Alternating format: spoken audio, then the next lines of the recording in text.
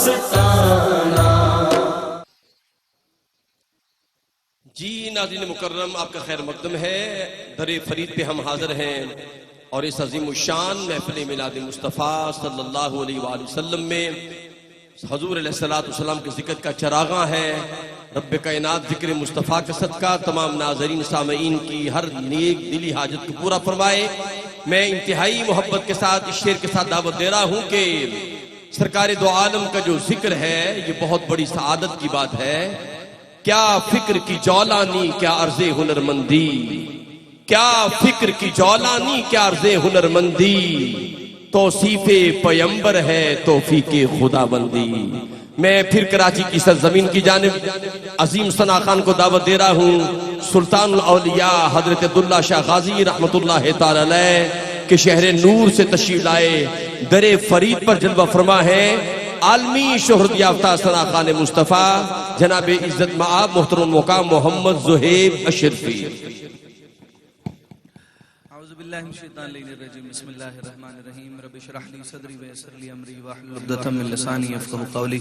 الہی بحق کے بنی فاطمہ کے بر قول ایمان کنی خاتمہ، اگر دعوت امرت کنی ور قبول، منو دستو دامان آل رسول۔ ماشاءاللہ، محبت سے درود و سلام کا نذرانہ، کوئی بھائی کوئی لب خاموش نہ ہو۔ A R Y Q T V کے ناظرین کو میری جانب سے بابا فرید الدین مسعود گنج شکر رحمت اللہ علیہ کا یہ بابرکت عرس بہت بہت مبارک ہو۔ اللہ پاک اس عرس کی برکتیں ہم سب کو نصیب فرمائے۔ اللہ پاک اس کی برکتوں سے پروردگار ہم سب کا خاتمہ ایمان پر فرمائے، ایمان پر سلامتی نصیب فرمائے۔ محبت سے درود و سلام کا نذرانہ پڑھیے۔ صلی علی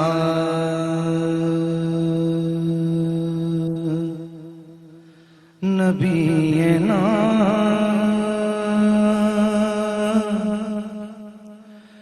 صلی علی محمد صلی علی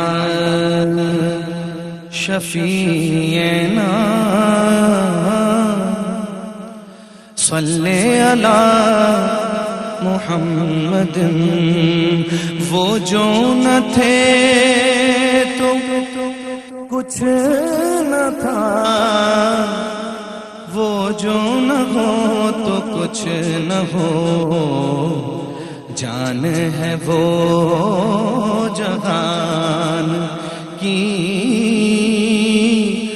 جان ہے تو جہان ہے، جان ہے وہ جہان کی، جان ہے تو جہان ہے۔ خوف نہ رکھ رضا ذرا، تو ہے عبد مصطفیٰ، تیرے لیے امان ہے، تیرے لیے امان ہے۔ صلی علی نبینا صلی علی محمد۔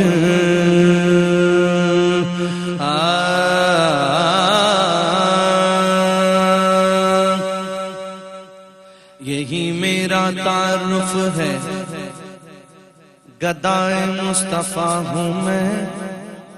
سبحان اللہ، ذرا زور سے کہیے، جو حضور کا نوکر بن کے بیٹھا ہے زور سے کہے سبحان اللہ۔ یہی میرا تعارف ہے، گدائے مصطفیٰ ہوں میں، یہی میرا عقیدہ ہے، سنو کیا کہہ رہا ہوں میں۔ ہر ابتدا سے پہلے ہر انتہا کے بعد، ذات نبی بلند ہے ذات خدا کے بعد۔ دنیا میں احترام کے قابل ہے جتنے لوگ، میں سب کو مانتا ہوں مگر مصطفیٰ کے بعد۔ وہ جس کے لیے محربی ہے، وہ میرا نبی، میرا نبی، میرا نبی ہے، وہ میرا نبی، میرا نبی، میرا نبی ہے، وہ میرا نبی ہے، وہ میرا نبی نبی ہے، وہ میرا نبی ہے، وہ میرا نبی ہے۔ زبان نبیوں میں رہنے والے آقا ہمارے بڑی شان والے، احمد ہے محمد ہے وہی ختم رسول ہے، مخدوم مربی ہے وہی والی کل ہے، احمد ہے محمد ہے وہی ختم رسول ہے، مخدوم مربی ہے وہی والی کل ہے، اس پر ہی نظر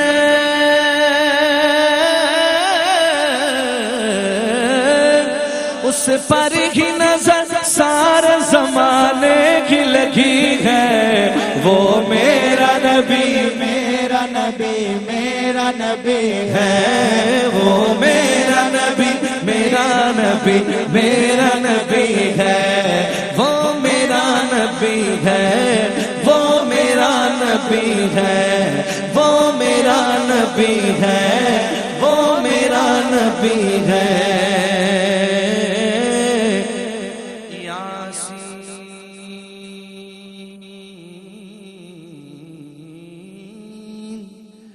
یاسین مزمل مدثر تو ہی طٰہٰ، کیا کیا نئے القاب سے مولا نے پکارا، یاسین وہ میرا نبی میرا نبی میرا نبی ہے، وہ میرا نبی میرا نبی میرا نبی ہے، وہ میرا نبی ہے، وہ میرا نبی ہے، وہ میرا نبی ہے، وہ میرا نبی ہے، وہ جس کے لیے محفل کونین سجی ہے، فردوس بھری تیری ذات پر تیرے نام پر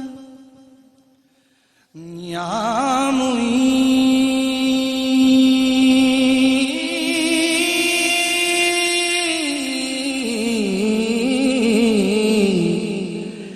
تیری ذات پر تیرے نام پر، تیری ذات پر تیرے نام پر، خواجہ غریبوں کو ناز ہے، تو بڑا غریب نواز ہے، تو بڑا غریب نواز ہے، تیری ذات پر تیرے نام پر، تیری ذات پر تیرے نام پر، خواجہ غریبوں کو ناز ہے، تو بڑا غریب نواز ہے، تو بڑا غریب نواز ہے، سخی اور بھی ہے جہان میں، سخی اور بھی ہے جہان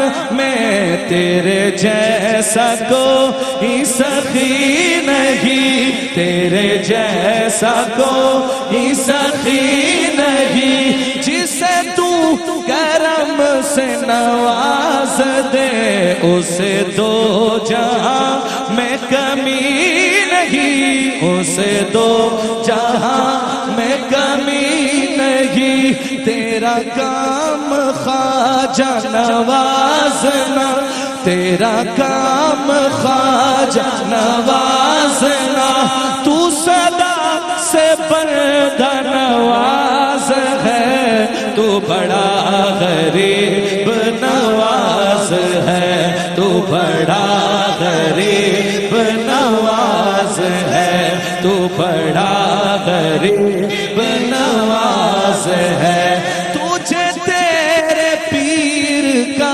واسطہ، تجھے تیرے پیر کا واسطہ، مجھے خواجہ ایسا نواز دے، مجھے خواجہ ایسا نواز دے، دے دے صدقہ اپنی نگاہ کا ایک نظر غلام پہ ڈال دے، ایک نظر غلام پہ ڈال دے، بھرو جھولی خواجہ غریب کی، بھرو جھولی بابا غریب کی، تیرا دست جود دراز ہے، تو بڑا غریب نواز ہے، تو بڑا غریب نواز ہے، تو بڑا غریب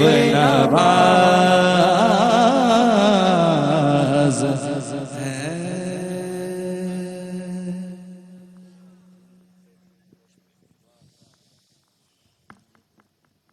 ناظرین مکرم، ابھی آپ کے سامنے نعت و منقبت کا نذرانہ پیش کرنے کا شرف حاصل کر رہے تھے جناب عزت مآب محترم المقام جناب محترم محمد زہیب اشرفی دامت برکاتہ القدسیہ۔ اب زیارت کر رہے ہیں، ہماری خوشبختی ہے ہمارے ایوان میں وہ عظیم ہستی جلوہ گر ہو گئی، وہ نورانی چہرہ، وہ طریقت کے شہباز جلوہ گر ہوئے ہیں۔ اب دیکھتے ہیں کہ کئی دنوں سے در فرید پہ الحمدللہ بڑے بڑے مشائخ، علماء، مقتدر شخصیات جلوہ فرما ہوئی، بڑے بڑے ثناخان قرہ اعظام جلوہ گر ہوئے، لیکن جب آستانہ عالیہ محمدیہ عیدگاہ شریف کے شہزادے حضور سلطان الاولیاء حضرت حافظ عبد الکریم رحمت اللہ تعالی علیہ کے نور نظر، اس درگاہ کے شہزادہ اہل سنت، آستانہ عالیہ محمدیہ عیدگاہ شریف کی جان، اہل سنت کی پہچان، مشائخ کی آنکھوں کی ٹھنڈک اور علماء کے سروں کا تاج، صاحبزادہ والا شان پیر طریقت جناب حضور قبلہ صاحبزادہ پیر محمد حسان حسیب الرحمن دامت برکاتہ القدسیہ، جہاں بھی جلوہ گر ہوتے ہیں، جہاں یہ قدم رنجا فرماتے ہیں، جہاں یہ جلوہ گر ہوتے ہیں، پتہ نہیں چلتا کہ پھر دنیا کہاں سے آ جاتی ہے۔ کوئی پنڈال ہو، کوئی محفل ہو، کوئی سرائے ہو، وہاں جلوہ گر ہو جاتا، وہاں عشاقان مصطفیٰ کا جمع غفیر جمع ہو جاتا ہے۔ ہماری خوشبختی ہے صاحبزادہ والا شان پیر طریقت، پیکر محبت، سفیر عشق رسول جناب صاحبزادہ محترم المقام پیر محمد حسان حسیب الرحمن دامت برکاتہ القدسیہ جلوہ فرما ہو چکے ہیں۔ میں بلا تاخیر ان کو دعوت خطاب دینے والا ہوں۔ الحمدللہ ناظرین مکرم، جو ہی مجھے اشارہ ہوتا ہے میں قبلہ پیر صاحب کو دعوت دینے کا اعزاز اور شرف پاؤں گا۔ دیکھیے، جب اللہ والوں کی بارگاہ میں بندہ آتا ہے نا، اللہ والوں کی مجلس میں آتا ہے، حدیث رسول گواہ ہے، اس کا مفہوم ہے، حدیث رسول گواہ ہے۔ کریم آقا علیہ السلام نے فرمایا کہ جو کوئی بندہ اللہ والوں کی مجلس میں جاتا ہے تو رب کائنات جبریل امین کو کسی شکل میں اس کے راستے میں کھڑا کر دیتا ہے۔ رب فرماتا ہے بندے تو کدھر جا رہا ہے؟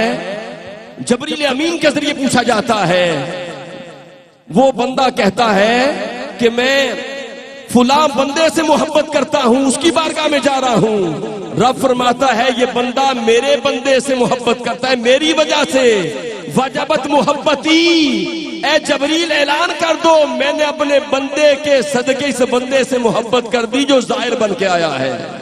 میں انتہائی ادب و احترام کے ساتھ دعوت خطاب دے رہا ہوں عالم اسلام کی بہت بڑی علمی، روحانی، مذہبی اسکالر شخصیت، فخر اہل سنت، نازش اہل سنت، محسن اہل سنت، آستانہ عالیہ محمدیہ عیدگاہ شریف کی شان، اہل سنت کی پہچان، مشائخ کی آنکھوں کی ٹھنڈک، علماء کے سروں کا پیارا نورانی تاج، صاحبزادہ والا شان جناب صاحبزادہ قبلہ پیر محمد حسان حسیب الرحمن دامت برکاتہ القدسیہ، استقبال فرمائیے۔ نعرہ تکبیر، نعرہ رسالت، نعرہ حیدری، اللہ محمد چار یار حاجی خواجہ کتب فرید، آستانہ عالیہ محمدیہ عیدگاہ شریف۔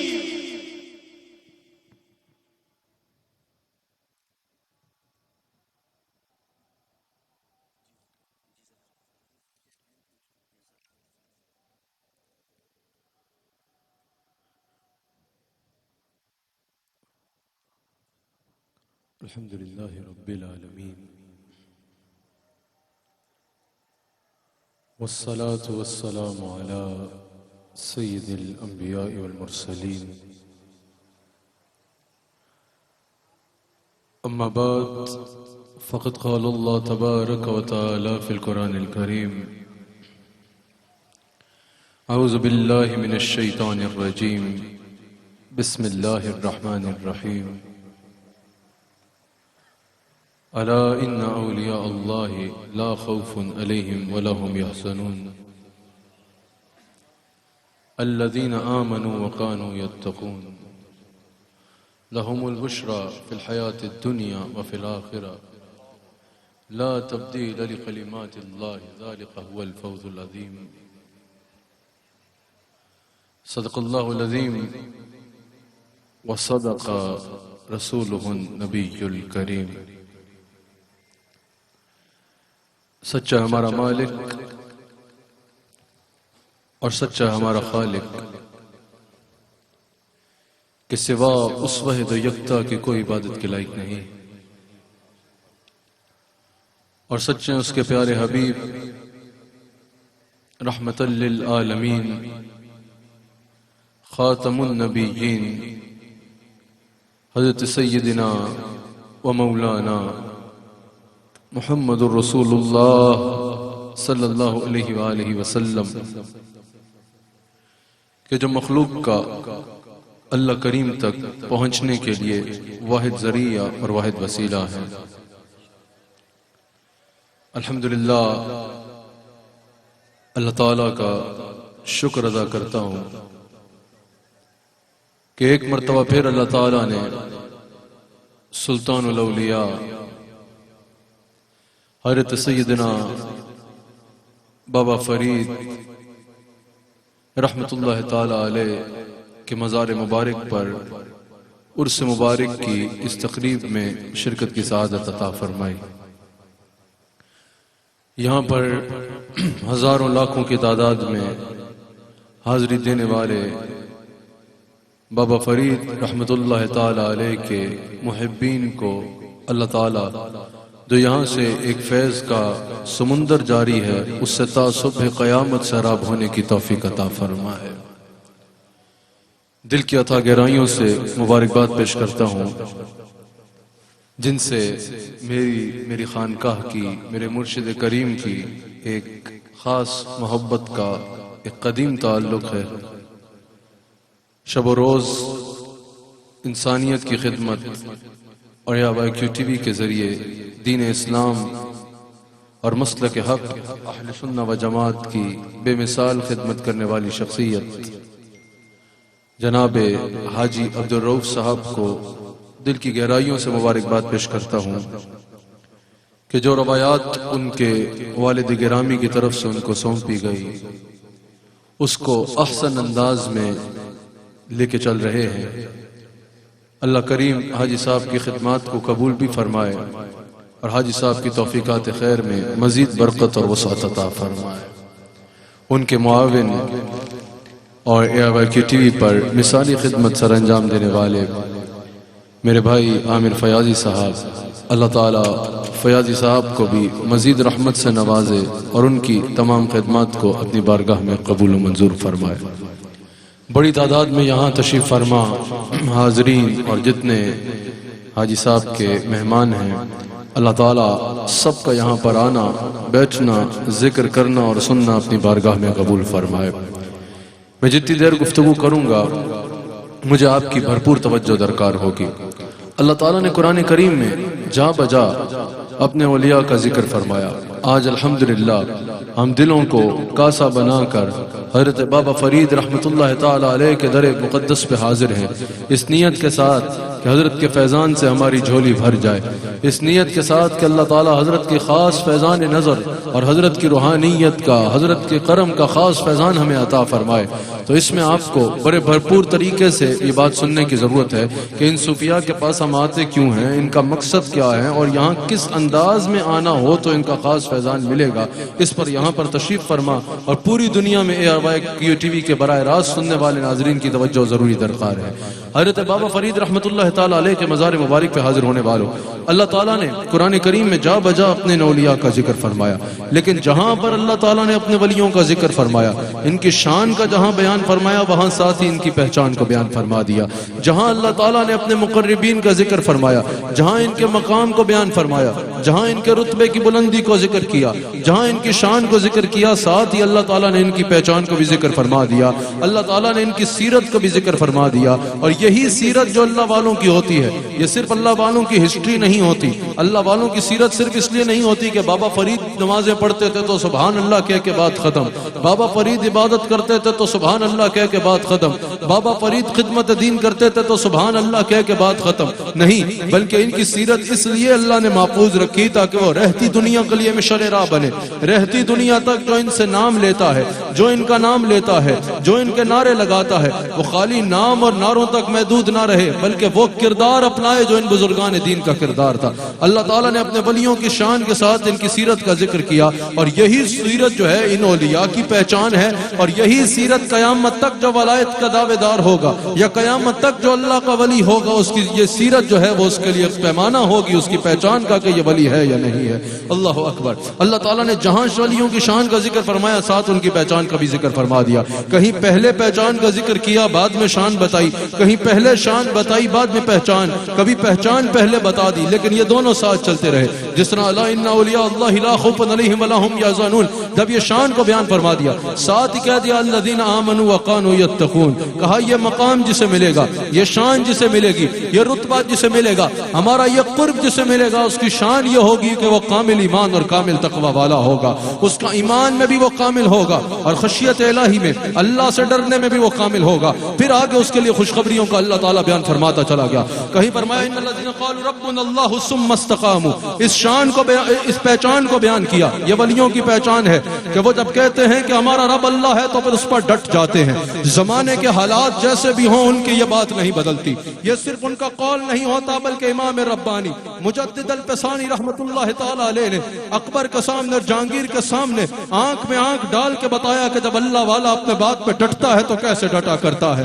حضرت بابا فرید جب یہاں پر تشریف لائے تو یہ پاک پتن نہیں تھا، اجودن تھا، یہاں پر مشرکوں کی وادی تھی، ہزار جتن کیے گئے بابا فرید کو یہاں سے نکالنے کے لیے، لیکن بابا فرید ان الذین قالوا ربنا اللہ ثم استقاموا کی عملی تفسیر بنے، بتایا کہ پھر زمانے کی ہوا جیسے بھی چلے، زمانے کے حالات جیسے بدلتے رہے، زمانے کی گھڑیاں جتنی کٹھن کیوں نہ ہو جائیں، جب اللہ کا ولی اپنی بات پہ ڈٹتا ہے تو پھر کس طرح استقامت سے کھڑا ہو جاتا ہے۔ خواجہ اجمیری کو دیکھو، کتنے ظلم و ستم کیے گئے، کتنی رستے میں رکاوٹیں کھڑی کی گئی، لیکن خواجہ اجمیری نے جب اس بات پر بیان کیا قول ربنا اللہ ثم استقاموا کی عملی تفسیر بنے، زمانے کی جتنی تیز ہوائیں چلی بابا فرید وہاں کھڑے رہے۔ ایک وہ وقت تھا کہ بابا فرید ہو گئے یا خواجہ اجمیری ہو گئے یا امام ربانی مجدد الفسانی ہو گئے، یہ اکیلے کھڑے تھے اور پورے جہان مخالف تھا، اور آج پاک پتن چل آ جاؤ، آج سرہند میں چلے جاؤ، آج اجمیر میں چلے جاؤ، دنیا تمہیں وہاں پر سمندر کی طرح لوگ جاتے نظر آئیں گے۔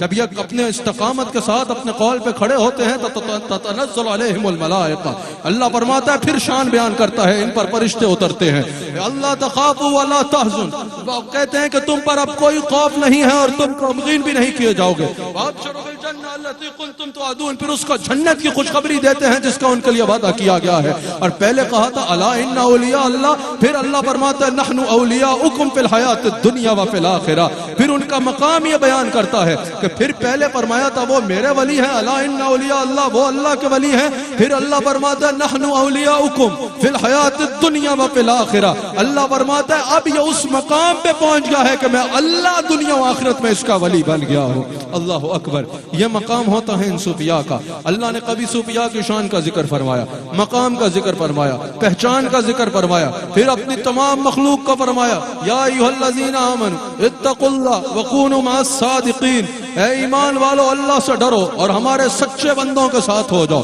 پھر ان کی صحبت کا اللہ ذکر فرما رہا ہے اور عام لوگوں کو نہیں فرما رہا. یا ایھا الذین آمنوا، اے ایمان والو، اتقوا اللہ، تقوی اختیار کرو. اب یہاں پر صاحب علم شخصیات یقیناً بیٹھی ہیں. کہا کہ جو ایمان والے ہیں، جب وہ ایمان والے ہیں پھر جو صاحب تقوی ہے. اب ایمان والا آلریڈی ہے، صاحب تقوی آلریڈی ہے، اس کو اس کے باوجود حکم ہو رہا ہے کہ وَقُونُوا مَعَ الصَّادِقِينَ. کہا کہ اب گویا کہ اگر اس خزانے پہ پہرا بٹھانا چاہتے ہو تو اللہ کے کسی کامل ولی کا دامن تھام لو، وہ تمہارے اس خزانے کی حفاظت کریں گے اور محافظ بن جائیں گے. اللہ اکبر. پھر کبھی اللہ تعالیٰ ان اولیاء کی صحبت کا حکم فرما رہا ہے، پھر کہیں صراط الذین انعمت علیہم میں ان کی اطاعت کا ذکر فرما رہا ہے. لیکن آج بابا فرید رحمت اللہ علیہ کے مزار مبارک پر میں نے قرآن کریم کی جس آیت پر آپ سے کلام کرنا ہے، مختصر کلام کرنا ہے. ماشاءاللہ حاجی صاحب کی یہ سرائے بھری ہوئی ہے، یہاں پر بھی آخر تک لوگ ہیں، ادھر بھی لوگ ہیں، اور پوری دنیا میں لاکھوں کی تعداد میں یقیناً کیو ٹی وی پہ براہ راست سننے والے حاضرین و ناظرین کی مجھے بھرپور توجہ چاہیے. اللہ تعالیٰ نے 3 صفات کا ذکر فرمایا اولیاء کی، جس کا میں ابھی بیان کرتا ہوں آپ کے آگے. حضرت بابا فرید رحمت اللہ علیہ کے مزار پہ میں نے آپ کے آگے بیان کرنا ہے قرآن سے کہ ان اولیاء اللہ کی سیرت کیا ہوتی ہے، ان اولیاء اللہ کی پہچان کیا ہوتی ہے، ان اولیاء اللہ کی ولایت کیا ہوتی ہے، ولی کیسے بنتا ہے، ولی کون ہوتا ہے، ولایت کسے کہتے ہیں، اولیاء کی سیرت کیا ہوتی ہے، اولیاء کی پہچان کیا ہوتی ہے، اولیاء کے اخلاق کیسے ہوتے ہیں، اولیاء کا کردار کیسے ہوتا ہے، اولیاء کے اللہ تعالیٰ نے کیسے مقام اور مرتبہ عطا فرمایا ہے. ہزاروں کی تعداد میں جو لوگ یہاں آتے ہیں ان کے لیے یہ جاننا ضروری ہے، اور اللہ تعالیٰ قرآن میں اس کو بیان فرماتا جا رہا ہے. قرآن میں اللہ تعالیٰ اس کو بیان فرما رہا ہے. یاد رکھیے گا، اس چیز پر غور کرنا بہت ضروری ہے. یہاں آنے والے اور پوری دنیا میں بابا فرید اور اولیاء سے محبت کرنے والوں، ان اولیاء اللہ کا اصل مقصد سننا تمہارے لیے ضروری ہے.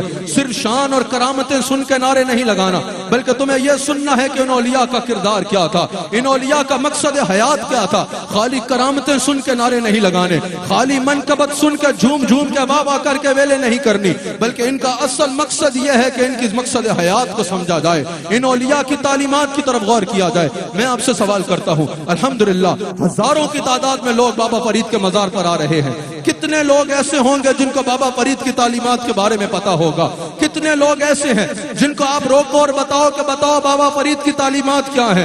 بابا فرید کے کچھ 4 اقوال سنا دو محبت الہی کے بارے میں. بابا فرید کے کوئی 4 اقوال سنا دو کہ زندگی کیسے گزارنی ہے. بابا فرید کی کوئی 4 باتیں بتا دو کہ انہوں نے اپنے سے محبت کرنے والے کو زندگی گزارنے کا کیا درس دیا ہے. آپ مجھے بتائیے، اگر ہزاروں لوگوں میں سے کتنے ہیں جن کو روک کے پوچھا جائے کہ بتاؤ بابا فرید عبادت کیسے کرتے تھے، بتاؤ بابا فرید تعلیمات کیا دیتے تھے، بتاؤ جب بابا فرید اپنے مریدین میں بیٹھتے تو درس کیا دیتے تھے، اگر کوئی ان میں سے 4 باتیں بھی نہ بتا سکے، بابا فرید کی اخلاقیات کیسی تھی، بابا فرید کا علم کیا تھا، بابا فرید کی کتابوں میں باتیں کیا لکھی ہیں، کس کتاب سے بابا فرید کے اقوال پڑھتے ہو، کس طرح بابا فرید نے زندگی گزارنے کے طریقے اور سلیقے سکھائے ہیں، اگر اس میں سے ایک بات بھی نہ آتی ہو اور خالی حق فرید یا فرید کہہ کے چلے جاؤ تو سمجھتے ہو کہ کما حق ہو تمہیں فیضان ملے گا. مزار پہ آنے کی برکت اپنی جگہ صاحب ایمان کے لیے، لیکن کما حق ہو فیضان نہیں ملے گا جب تک زندگی گزارنے کا طریقہ ویسے نہیں کرتے جیسا بابا فرید کو بتا کے گئے ہیں. بتاؤ حضرت داتا علی حجویری سلطان الاولیاء حضرت داتا علی حجویری رضی اللہ تعالیٰ عنہ کے مزار پر ہزاروں نہیں لاکھوں لوگ جاتے ہیں، لیکن کتنے لوگ ہیں جنہوں نے کشف المحجوب کا مطالعہ کیا ہوگا؟ کتنے لوگ ہیں جنہوں نے کشف المحجوب سے 4 سطریں بھی یاد کی ہوں گی؟ کتنے لوگ ہیں جو بابا حضرت داتا علی حجویری کے مزار پہ جاتے ہوئے واپسی پہ جہاں پھول لے کے آتے ہیں، لنگر لے کے آتے ہیں، وہاں کشف المحجوب بھی لے کے آتے ہوں گے؟ کتنے لوگ ہیں جن کو پتا ہوگا بابا فرید نے زندگی گزارنے کے کیا طریقے اور سلیقے سکھائے ہیں؟ اگر تو اب داتا صاحب نے زندگی گزارنے کے کیا طریقے سکھائے ہیں؟ اگر تمہیں داتا صاحب کے مزار پہ جاتے زندگی گزر گئی لیکن داتا صاحب کی ایک بات بھی نہیں پتا کہ انہوں نے زندگی گزارنے کا کیسا طریقہ بتایا، بابا فرید کے مزار پہ ہر سال آتے ہو لیکن ایک بات بھی نہیں پتا کہ بابا فرید نے زندگی گزارنے کے کیا طریقے اور سلیقے سکھائے ہیں، اللہ کی بندگی کے کیا طریقے اور سلیقے سکھائے ہیں، تو پھر یہ یاد رکھنا کما حقہ تمہیں فیضان نہیں مل سکتا. ان اولیاء نے زندگی اس لیے نہیں گزاری کہ پھر بعد میں قیامت تک بس لوگ مزار پہ آ کے حاضری دے کے جاتے رہے. ان اولیاء کا مقصد حیات یہ نہیں تھا کہ ہر سال لوگ آئیں چادر چڑھا کے چلے جائیں اور قرض پورا ہو گیا, حق ادا ہو گیا. ان اولیاء کا مقصد یہ تھا کہ ان کی تعلیمات کو پڑھا جائے. ان اولیاء کا مقصد یہ تھا کہ جس طرح انہوں نے اللہ کی بندگی کی اس طرح ان کا ماننے والا اللہ کی بندگی کرے. جو انہوں نے علم دین کی شمع روشن کی اس کو ان کی کتابوں سے پڑھے. جو انہوں نے راہ سلوک پہ چلنے کے طریقے سکھائے اس تصوف پہ چلنے کے طریقوں کو بندہ ان کی کتابوں سے پڑھے, پھر عمل کرے, پھر مزار پہ آئے اور عمل کرنے کی نیت سے جائے, پھر مزار پہ آئے اور عمل کرنے کی نیت سے لے کے جائے. یاد رکھنا تصوف کے بارے میں بڑے بڑے امہات الکتب میں تصوف کی موجود ہے کہ تصوف کچھ کہنے کا نہیں, تصوف کچھ کرنے کا نام ہے. تصوف صرف درشنی پہلوانی کا نام نہیں ہے, تصوف عمل کرنے اور کردار اپنانے کا نام ہے. اگر چاہتے ہو بابا فرید کا فیضان ملے, اگر چاہتے ہو خواجہ اجمیری کا فیضان ملے, اگر چاہتے ہو مجدد الفسانی کا فیضان ملے, اگر چاہتے ہو غوث اعظم کا فیضان ملے, اگر ان بزرگان دین کا فیضان چاہتے ہو تو خالی نعرے لگانے سے نہیں ہوگا. آج عرس سے نیت کر کے جاؤ, اگلے عرس تک میں نے بابا فرید کے تمام اقوال کو پڑھ کے آنا ہے. اگلے عرس پہ آنا ہے تو بابا فرید کی تعلیمات کو پڑھ کے آنا ہے. جس طرح یہ اللہ کی بندگی کرتے تھے میں نے بھی ویسے بندگی کرنی ہے. جس طرح ان کے اخلاق اور کردار اعلیٰ تھا اس طرح میں نے بھی اخلاق اور کردار اعلیٰ کرنا ہے. جس طرح یہ انسانیت کی خدمت کرتے تھے میں نے بھی انسانیت کی خدمت کرنی ہے. فرید دین کے مزار پہ آنے والوں تب کامل فیضان لے کے جاؤ گے. اللہ اکبر. ان اولیاء کا مقصد حیات یہ تھا. کیا یہی ہے ان ولیوں سے محبت کہ بس نعرہ لگا کے چلے جاؤ اور مزار پہ چادر چڑھا کے چلے جاؤ, باقی کوئی کردار نہیں اپنانا؟ کیا یہی ہے ان اولیاء سے تعلق کا حق؟ یاد رکھنا یہ بات فقط آپ کی خود ساختہ تصوف کی تعریف ہو سکتی ہے کہ بس مزار پہ آ جاؤ نعرہ لگا کے چلے جاؤ تو حق ادا ہو گیا. اصل محبت کا تقاضا یہ ہے کہ جس طرح انہوں نے زندگی گزاری ویسے زندگی گزارنے کا ارادہ کرو. یہ کیسی بات ہے کہ ہم بابا فرید کو تو سب کچھ مانتے ہیں لیکن بابا فرید کی ایک نہیں مانتے. ہم داتا صاحب کو تو سب کچھ مانتے ہیں لیکن داتا صاحب کی ایک نہیں مانتے. اگر ان کو مانتے ہو تو ان کی بھی مانو اور ان کی ایک ایک بات قرآن و سنت پہ عمل کرنے کا درس ہے.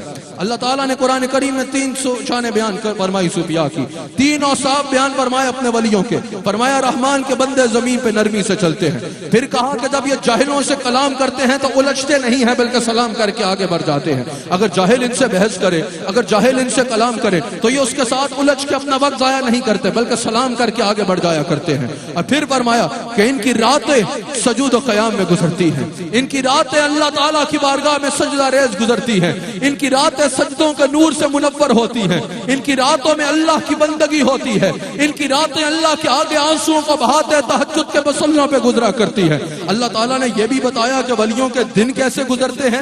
ان کے دن مخلوق خدا کی خدمت میں گزرتے ہیں, ان کے دل غریبوں کی مدد میں گزرتے ہیں, ان کے دن جو ہے وہ اللہ تعالیٰ کی بندگی میں اس طرح گزرتے ہیں کہ اللہ کی مخلوق کی خدمت کرنی ہے. ان کے دن اس طرح گزرتے ہیں کہ دن کو اللہ کے ڈر میں گزارتے ہیں کہ کوئی گناہ نہ ہو جائے. سارا دن اللہ کے ڈر اور محبت میں گزارتے ہیں کہ ہر وہ کام کریں جس سے اللہ راضی ہو جائے. ان کے دن ایسے گزرتے ہیں کہ یہ قرآن کا بیان کرتے ہیں, ان کا دن ایسے گزرتے ہیں کہ یہ حدیث مصطفیٰ بیان کرتے ہیں, ان کے دن ایسے گزرتے ہیں کہ یہ لوگوں کو پکڑ پکڑ کے اللہ اور اس کے رسول کے رستے پہ لے کے آتے ہیں. ان کے دن ایسے گزرتے ہیں کہ یہ لوگوں سے ہم کلام ہوتے ہیں, لوگوں کے دلوں سے دنیا کی محبت کو نکالتے ہیں اور اللہ اور اس کے رسول کی محبت کو بھر دیتے ہیں. اور پھر کہا جب رات ہوتی ہے, جب رات گہری ہوتی ہے, جب رات کے اندھیرے گہرے ہو جاتے ہیں, لوگ بستروں پہ جاتے ہیں, یہ بستر چھوڑ کے مصلے پہ آ جاتے ہیں. لوگوں کی آنکھیں نیند سے بھری ہوتی ہیں, ان کی آنکھیں آنسوؤں سے بھری ہوتی ہیں. لوگوں کی آنکھوں میں نیند ہوتی ہے, ان کی آنکھوں سے آنسو جاری ہوتے ہیں. اس وقت یہ اللہ کو سجدے کر کے مناتے ہیں جس وقت دنیا سو رہی ہوتی ہے. کہا یہ ہمارے ولی ہوتے ہیں, یہ ولیوں کی پہچان ہے. اب یہ پہچان خالی سبحان اللہ کہنے کے لیے نہیں ہے, یہ پہچان خالی واہ واہ کرنے کے لیے نہیں ہے, یہ پہچان خالی بلے بلے کرنے کے لیے نہیں ہے. یہ پہچان اس لیے بتائی گئی تاکہ جو ان اولیاء سے محبت کرنا چاہتا ہے ان کے رستے پہ چلے اور ویسے زندگی گزارے جیسے زندگی یہ گزار کے گئے ہیں. اللہ اکبر. اللہ نے پہلے فرمایا اس میں کہ ولی حقوق العباد میں کامل ہوتا ہے اور حقوق اللہ میں بھی کامل ہوتا ہے، اور اس سے جو سب سے مین بات سمجھ آتی ہے، جو سب سے مین نقطہ اس سے سمجھ آتا ہے وہ یہ ہے کہ اولیاء اللہ جو ہیں وہ حقوق اللہ میں بھی کامل ہوتے ہیں اور حقوق العباد میں بھی کامل ہوتے ہیں۔ جیسے اللہ کی بندگی کرتے ہیں، اللہ کی رضا کے لیے اللہ کی مخلوق سے بھی تعلق اچھا رکھتے ہیں، اللہ کی مخلوق کی خدمت میں مصروف رہتے ہیں۔ حاجی عبدالرؤف صاحب نے ہمارے خواجہ غریب نواز کے نام پہ جو اپنا وہ بنایا ہے، ویلفیئر ٹرسٹ بنایا ہے، یہ ایک بڑا اچھا اقدام ہے۔ یہ بتا رہے ہیں کہ اولیاء اللہ جہاں لوگوں کو اللہ کی محبت سے برتے ہیں، وہیں غرباء اور مساکین کی مدد کا پیغام اولیاء کا جو ہے وہ اہم ترین پیغام ہوتا ہے۔ صاحب عرس حضرت بابا فرید رحمت اللہ علیہ سے کسی نے پوچھا اللہ کو راضی کیسے کرو؟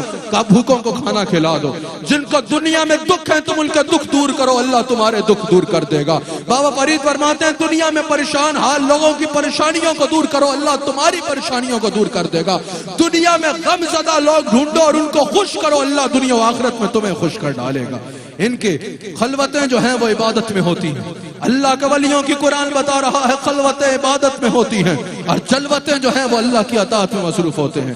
جلوتوں میں یہ اللہ تعالیٰ کی اطاعت میں مصروف ہوتے ہیں۔ مجھے آپ کی بھرپور توجہ چاہیے اپنی گفتگو میں، نہ میں نے نعرہ لگوانا ہے، نہ مجھے ذوق آپ کا ایسا چاہیے کہ ہاتھ کو اٹھا لیجئے۔ ہمارے ہاں ماحول اس کو نہیں کہا جاتا کہ ہاتھ اٹھ جائیں اور شور شرابہ ہو جائے، الحمدللہ مجھے اس کے لیے کوئی جتن کرنے کی ضرورت نہیں ہے۔ اگر ابھی مجمع کو بولوں ہاتھ اٹھائے تو پورا مجمع ہاتھ اٹھا لے گا، مجھے اس کے لیے کوئی محنت کرنے کی ضرورت نہیں ہے۔ لیکن ہمارے ہاں ماحول بنانے کی تعریف یہ نہیں ہے کہ دھڑم دھڑکا ہو جائے، ہمارے ہاں ماحول بنانے کی یہ تعریف نہیں ہے کہ جل تھل ایسی ہو جائے کہ مجمع کا ہاتھ ادھر جا رہے ہیں اور سر ادھر جا رہے ہیں۔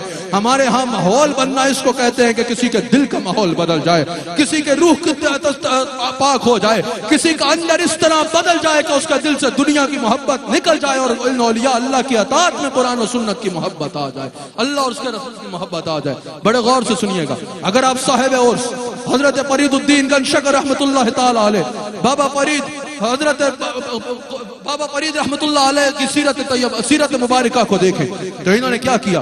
انہوں نے خالی شاعریاں سنا کر لوگوں کو اکٹھا کیا نہیں، وہ اشعار سنانا، ان بزرگان دین کے اشعار نے لوگوں کو کافروں کو مسلمان کیا ہے۔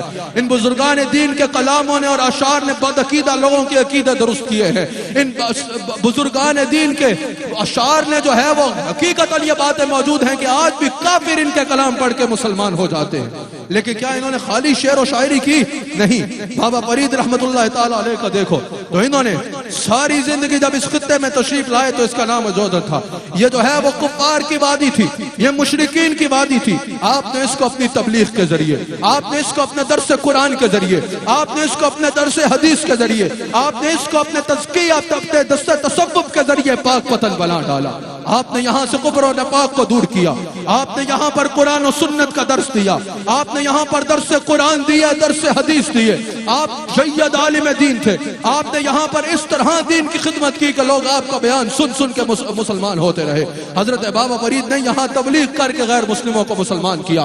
حضرت بابا فرید کی سیرت مبارکہ کو سنو، حضرت بابا فرید نے یہاں مشرک جو شرک کی دلدل میں ڈوبے ہوئے تھے ان کو عقیدہ توحید سکھایا اور ان کو نور ایمان ان کی وجہ سے میسر ہوا۔ حضرت بابا فرید نے یہاں لوگوں کو داخل اسلام کیا، یہاں جہالت اور گمراہی پھیلی ہوئی تھی، حضرت بابا فرید نے یہاں علم دین کی شمع کو روشن کیا۔ حضرت بابا فرید نے جیسے میں نے بتایا صرف شاعری نہیں کی، شاعری پڑھو آپ کی ضرور پڑھو، شاعری سنو آپ کی ضرور سنو، لیکن آپ کی یہ خدمات کون سنے گا اور ان کو کون اپنائے گا؟ یہ سننا تم پر لازم ہے اور تمہارا ان پر عمل کرنا لازم ہے۔ حضرت بابا فرید، میں نقشبندی ہوں، میں مجددی ہوں، میں حضرت خواجہ عبد الکریم کا مرید ہوں، میں امام ربانی مجدد البسانی کا مرید ہوں۔ یہاں یقیناً حضرت خواجہ عبد الکریم کے سلسلے کے لوگ بیٹھے ہوں گے، ایک بار ہاتھ اٹھا کے بتاؤ اگر کوئی بیٹھے ہوئے ہیں تو۔ یقیناً یہاں پر جو عیدگاہ شریف سے وابستہ لوگ بیٹھے ہیں، ایک بار آپ ہاتھ اٹھا کے بتائیں کیونکہ میں اس پر ایک بات بتانا چاہتا ہوں۔ آپ مجھے بتائیے کیا یہاں پر ہم نے یہ درس نہیں دیا؟ نیچے کیجئے، کیا سلسلے کی تعلیمات کی بنیادی تعلیم یہ نہیں ہے کہ جہاں پر بھی یہ نہیں کہ کوئی کسی اور سلسلے کا ہے، جہاں سے بھی قرآن و سنت کا درس ملے اس کو معتبر سمجھا جائے، جہاں سے بھی تقوی کا درس ملے اس کو معتبر سمجھا جائے، اور جہاں سے بھی شریعت کا درس ملے اس کو معتبر سمجھا جائے۔ یہ سلسلے کوئی مختلف رستے نہیں ہیں، یہ مختلف رستے ہیں، منزل سب کی ایک ہے، گنبد خضرا ہے۔ کوئی قادری ہے، کوئی نقشبندی ہے، کوئی مجددی نقشبندی ہے، کوئی چشتی ہے، کوئی صابری ہے، جو بھی کسی سلسلہ حق پر ہے، رستے مختلف ضرور ہو سکتے ہیں، منزل سب کی ایک ہے، وہ مدینہ منورہ اور گنبد خضرا ہے۔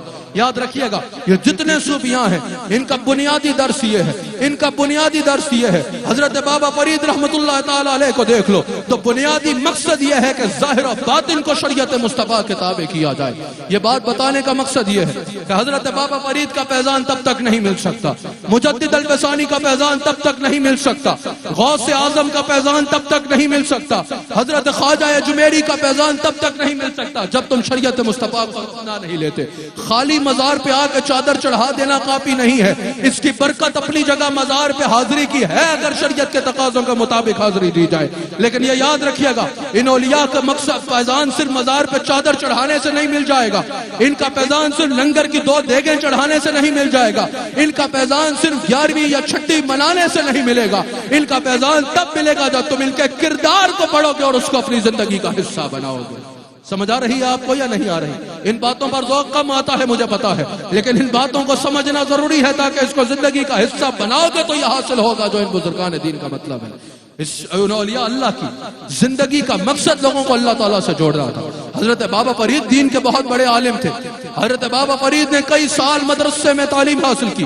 جب حضرت بختیار کاکی کو دیکھا، قطب الدین بختیار کاکی کو دیکھا تو فقہ کی کتاب النافع پڑھ رہے تھے۔ حضرت بختیار کاکی نے پوچھا فرید الدین کیا پڑھ رہے ہو ملتان میں؟ کہا کہ حضور کتاب النافع پڑھ رہا ہوں۔ آپ نے فرمایا نفع بھی دے رہی ہے یا نہیں دے رہی؟ حضرت بابا فرید سمجھ گئے کہ یہاں سوال کچھ اور ہے۔ کہا حضرت مجھے میرا نفع آپ کی نگاہوں میں نظر آ رہا ہے کہ آپ کو چھوڑ کے آپ کے ساتھ جانا چاہتا ہوں۔ آپ نے فرمایا پہلے تعلیم مکمل کرو پھر میرے پاس آنا۔ حضرت بابا فرید رحمت اللہ علیہ دین کے بہت بڑے عالم تھے۔ میں یہ بات اس لیے بتا رہا ہوں، آج اگر کوئی علماء ہو، میں علماء سو کی بات نہیں کر رہا، میں بد عقیدہ کی بات نہیں کر رہا، میں صحیح العقیدہ اہل سنہ مسلک حق اہل سنہ و جماعت کے علماء حق کی بات کر رہا ہوں۔ آج اگر کوئی علماء حق ہو، کوئی مسلح ہو، وہ اصلاح کر رہے ہوں، گناہوں کے انجام بتا رہے ہوں، عذاب الہی کے بارے میں بتا رہے ہوں، فکر آخرت کے بارے میں بتا رہے ہوں، عذاب قبر کے بارے میں بتا رہے ہوں، شریعت کی نافرمانی پہ فتویٰ بیان کر رہے ہوں، شریعت کے تاریخ پر فتویٰ صادر کر رہے ہوں، فتویٰ بیان کر رہے ہوں، اللہ کی توحید کے بارے میں بتا رہے ہوں، شرک کی نفی کر رہے ہوں، عقائد باطلہ کی تمیز کر رہے ہوں، میں نے بتایا شریعت کے معاملے میں نازک مزاج رکھتے ہوں اور شریعت کے خلاف ورزی پر فتویٰ بیان کر رہے ہوں، لوگ کہتے ہیں یہ صوفی نہیں، یہ مولویت ہے۔ اور بھائی اگر توحید بیان کرنا مولویت ہے، اگر عذاب کے بارے میں بتانا مولویت ہے، اگر جو ہے وہ تم اس کو مولویت نیگیٹو سینس میں کہہ رہے ہو، اگر تمہاری نیت نیگیٹو سینس میں ہے کہ اگر کوئی عذاب کے بارے میں بتا رہا ہے، شریعت کی خلاف ورزی پہ فتویٰ بتا رہا ہے، اگر کہہ رہے ہو یہ صوفی نہیں ہے مولویت ہے، تو ساری زندگی داتا صاحب نے یہ کام کیا ہے، ساری زندگی خواجہ غریب نواز نے یہ کام کیا ہے، ساری زندگی غوث اعظم نے یہ کام کیا ہے، ساری زندگی بابا فرید نے یہ کام کیا ہے، ساری زندگی مجدد البسانی نے یہ کام کیا ہے۔ یاد رکھنا یہی تو کام ہے اللہ والوں کا کہ لوگوں کو دنیا سے توڑیں اور اللہ کے ساتھ ان کا تعلق جوڑتے چلے جائیں۔ شریعت مصطفیٰ کو خود بھی اپنائے ہوتے ہیں اور جو ان کے ساتھ لگتا ہے اس کو بھی شریعت مصطفیٰ کے ساتھ جوڑ دیتے ہیں۔ یہی ہے کہ اللہ والوں کا کام، یہی پہچان ہے اللہ والوں کی کہ وہ لوگوں کو اللہ کے ساتھ جوڑتے چلے جائیں۔ لیکن آپ مجھے یہ بتائیے، جس کو اللہ کے بارے میں کچھ کو پتہ ہی نہیں ہوگا وہ اللہ کے ساتھ کیسے جوڑے گا؟ آج کل ہم نے فقیری اور درویشی کے بھی اپنے معیار خود بنا لیے ہیں۔ جو کوئی کام کر کے دکھا دے ہم کہتے ہیں یہ بہت بڑا ولی ہے، جو کوئی دنیاوی غرض دور کر کے دکھا دے ہم کہتے ہیں یہ بہت بڑا ولی ہے، جو کوئی دنیاوی مرض دور کر کے دکھا دے ہم کہتے ہیں اس سے بڑا ولی تو کوئی ہو نہیں سکتا، جو کوئی مریدوں کا حلقہ بہت بڑا رکھتا ہو ہم کہتے ہیں بھئی مرید بہت زیادہ ہے، رش بہت زیادہ ہے، اس لیے اس کا مطلب اس سے کامل ولی دنیا میں کوئی نہیں ہوگا۔ جو ان مادی وسائل کے ذریعے آپ کی آنکھوں کے آگے آ جائے آپ اس کو اتنا بڑا ولی مانتے ہیں، حالانکہ اللہ کے ولی کی پہچان یہ ہے کہ وہ لوگوں کو اللہ سے جوڑتا ہے۔ جب داتا صاحب سے پوچھا گیا تصوف کیا ہے، صوفی کون ہے، آپ نے فرمایا تصوف جبہ و دستار کا نام نہیں ہے، تصوف علوم ظاہر میں سے کسی خاص ڈگری کا نام بھی نہیں ہے، تصوف خاص اوراد میں سے کسی ورد وظیفے کا نام بھی نہیں ہے، تصوف کسی خاص وضع قطع کا نام بھی نہیں ہے. پوچھنے والوں نے پوچھا حضرت علی حجویری یہ بتائیے پھر تصوف ہے کیا؟ آپ نے فرمایا صوفی وہ ہے جو رہے مخلوق میں اپنے دل میں بھی صرف اللہ کو بسائے ہو اور جو اس کے ساتھ بیٹھے وہ اس کے دل کو اللہ سے جوڑ ڈالے. امام الاولیاء سلطان الاولیاء حضرت غوث اعظم رضی اللہ تعالیٰ عنہ ارشاد فرماتے ہیں اپنے بدن کو اس کے قریب کر جو تیرے دل کو اللہ کے قریب کر دیا کرے. سمجھ آ رہی ہے؟ ولی وہ ہوتا ہے جو لوگوں کو اللہ کے قریب کر دے. اب جس کو اللہ کے دین کے بارے میں کچھ پتہ ہی نہیں, جس کو یہی نہیں پتا کہ عقیدہ توحید کیا ہے, جس کو یہی نہیں پتا کہ عقیدہ توحید کے تقاضے کیا ہے, ذرا کبھی پیر و مرشد سے جہاں یہ سوال کرتے ہو کہ حضور کوئی دعا کر دے, جہاں پیر و مرشد سے یہ سوال کرتے ہو کہ حضور دم کر دے, وہاں کبھی پیر و مرشد سے یہ بھی کہا کرو نا کہ عقیدہ توحید بتا دیں, عقیدہ توحید سکھا دیں, عقیدہ توحید کے تقاضے سکھا دیں, عقیدہ توحید کیا ہے یہ بتا دے. جس کو عقیدہ توحید کا ہی نہیں پتا وہ اللہ کے ساتھ تمہیں کیسے جوڑے گا؟ جس کو خود اللہ کے بارے میں نہیں پتا وہ اللہ کے ساتھ جوڑے گا کیا؟ اہل سنہ و جماعت ایسے جاہل لوگوں کی پیروی نہیں کرتے. اہل سنہ و جماعت ایسے ولیوں کی پیروی کرتے ہیں جو جن کے ساتھ جڑے اس کو شریعت اور ظاہری اور باطنی علوم سے بھر ڈال. سمجھ رہے ہو یا نہیں سمجھ رہے؟ اگر مجھے کوئی کہے بھائی جہاز کی پبلسٹی تم نے کرنی ہے, تم نے جہاز اڑا کے بتانا ہے کہ یہ نیا جہاز ہے کیسے اڑتا ہے, پھر تم نے آگے آ کے کیمرہ لگا کے بیٹھنا ہے اور اس جہاز کے بارے میں بتانا ہے کہ یہ اس کی رفتار ایسی ہے, یہ باقی جہازوں سے ایسے مختلف ہے, اور پھر اڑا کے دکھانا ہے. تو میں نے تو پہلے دن اس کی کمپنی کا ستیہ ناش کر دینا ہے نا, اس کی کمپنی کو بیڑا غرق کر دینا ہے, کیونکہ مجھے جہاز میں بیٹھنا آتا ہے, ٹکٹ خریدنا آتا ہے, جہاز کیسے اڑتا ہے یہ نہیں پتا, جہاز کیسے اڑایا جاتا ہے یہ نہیں پتا, اس کی مشینری کیا ہوتی ہے یہ نہیں پتا. تو جب پتا ہی نہیں ہے تو اگلے کو کیا بتاؤں گا؟ اسی طرح جس کو اللہ کے بارے میں خود کچھ نہیں پتا, جس کو خود اللہ کی معرفت نہیں ہے, جس کو عقیدہ توحید کے بنیادی تقاضے نہیں پتا, وہ تمہیں اللہ کے ساتھ جوڑے گا نہیں. اللہ کے ساتھ جوڑنے والا ولی وہ ہے جو اللہ کے دین کا مطالعہ کرے اور پھر لوگوں کے دلوں میں بسایا کرے. سمجھ آ گئی؟ کیا ولایت صرف درشن کا نام ہے کہ آؤ درشن کرو حضرت کے اور چلے جاؤ؟ نہیں. اللہ کا ولی وہ ہے کہ جس کو دیکھو تو اللہ یاد آ جائے, اور جس کی گفتگو سنو تو نیکیوں کا اضافہ ہو, اور جس کا عمل دیکھو تو تمہیں آخرت کی یاد آنے لگ پڑے. اللہ اکبر.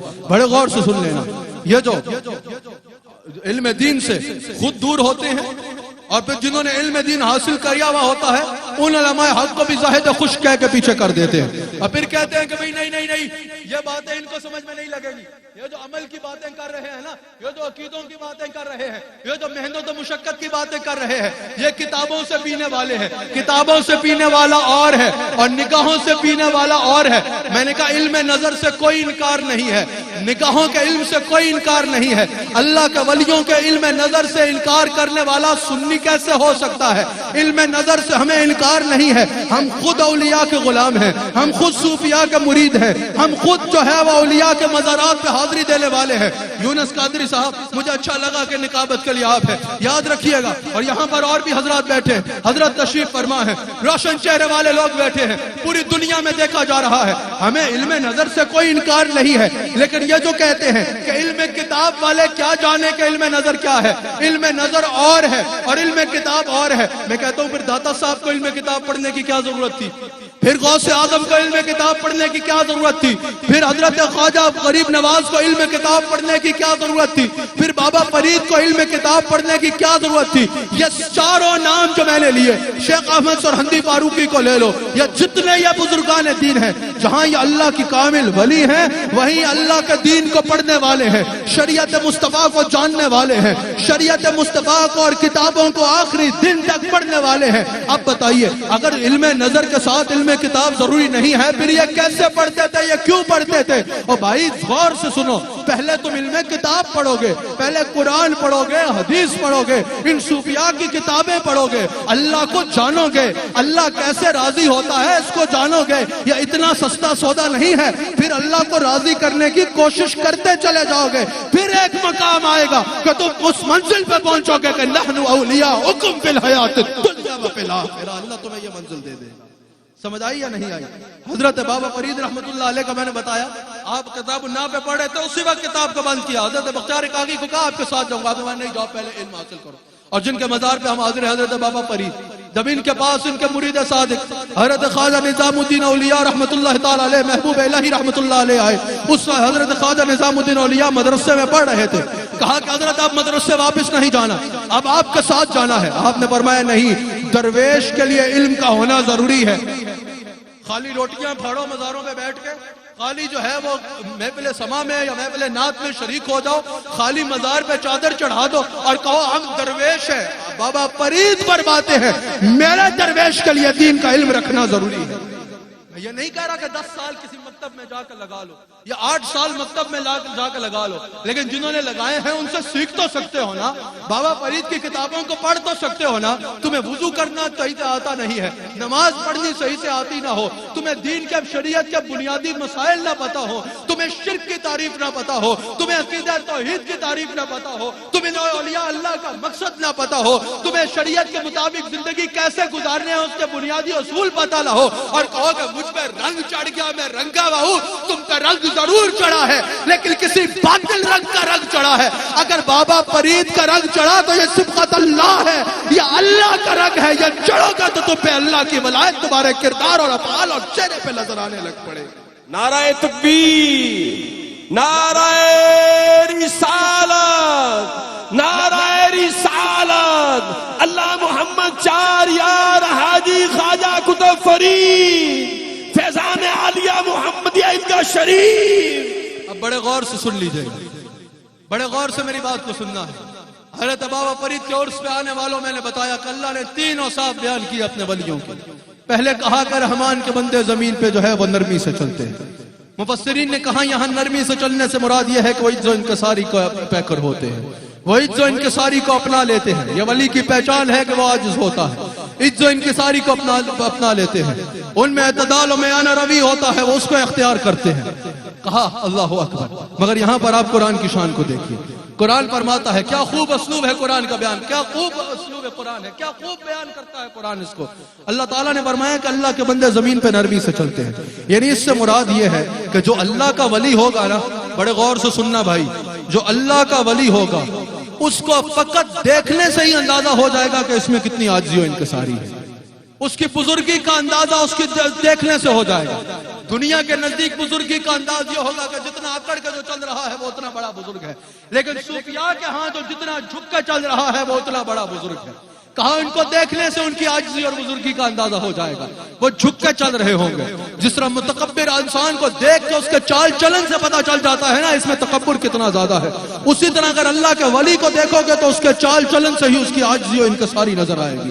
اللہ کا ولی کبھی اکڑ کے نہیں چلے گا، اللہ کا ولی ہمیشہ جھک کے چلے گا. اللہ کے ولی کی پہچان یہ ہوگی کہ اس میں عاجزی ہوگی. جو حضور علیہ السلام نے ارشاد فرمایا، جب پہچان پوچھی گئی کہ اللہ کے ولی کی پہچان کیا ہے، حضور نے فرمایا ذکر اللہ، جو اس کو دیکھے گا اس کو اللہ یاد آ جائے گا. اب یہاں سوال پیدا ہوتا ہے، مجھے آپ کی توجہ درکار ہے، بہت زیادہ توجہ درکار ہے، آپ کی پوری توجہ یہاں ہونی چاہیے. اب یہاں سوال پیدا ہوتا ہے، اللہ کے ولی کو دیکھ کے اللہ کیسے یاد آئے گا؟ وہ تو انسان ہے، ہماری طرح دکھتا ہے، ہماری طرح آنکھیں ہیں، ہماری طرح چہرہ ہے، ہماری طرح دکھتا ہے. کیا خالی یہاں بیج لگا لے اللہ لکھ کے تو اللہ یاد آ جائے گا؟ اللہ کے ولی کو دیکھ کے اللہ کیسے یاد آئے گا؟ ایک بندے کو دیکھ کے خدا کیسے یاد آئے گا؟ اللہ کے ولی کو دیکھ کے اللہ کیسے یاد آئے گا؟ یہاں مفسرین فرماتے ہیں اس کا جواب یہ ہے کہ اس کے اندر اللہ کی اطاعت، اس کے اندر رسول اللہ کی اتباع جتنی زیادہ ہوگی اتنا زیادہ اس کو دیکھ کے اللہ یاد آئے گا. اللہ کے ولی کی عاجزی و انکساری دیکھ کے اللہ یاد آئے گا.